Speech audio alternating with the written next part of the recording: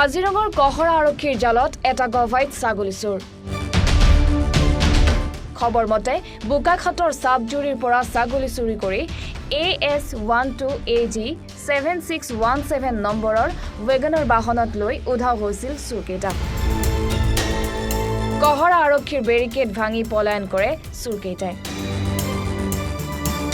পিছত আৰক্ষী আৰু স্থানীয় সচেতন যুৱকৰ তৎপৰতাত এটা ছাগলী চোৰক কৰায়ত্ব কৰিবলৈ সক্ষম হয় যদিও দুটা ছাগলী চোৰে পলায়ন কৰিবলৈ সক্ষম হয়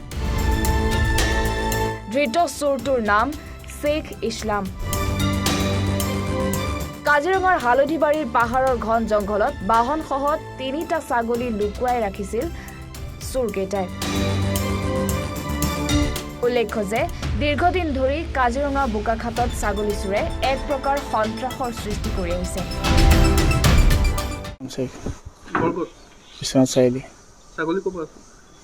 গোলাঘাট তিনিটা আনিছিলোঁ লগত আমি তিনিটা আছিলোঁ বাকী দুটা পলাই গ'ল গোলাঘাটৰ পৰা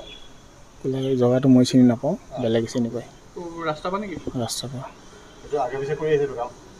মই দুসপ্তাহ মই কৰি আছিলোঁ মই দুসপ্তাহমান হ'ল কৰিছিলোঁ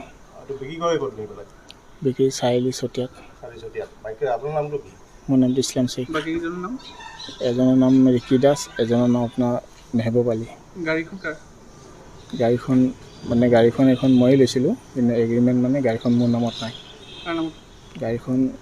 কিবা দাস বুলি এজন আছে বিভিন্ন জেগাত চুৰ কৰি থকা আছে আমি আপোনাৰ এইফালে আহিছিলোঁ আৰু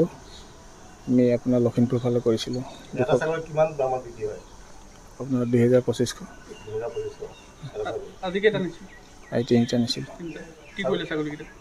ছাগলীখিনি লগৰখিনি পেলাই দিলে এই হোটেলৰ ওচৰত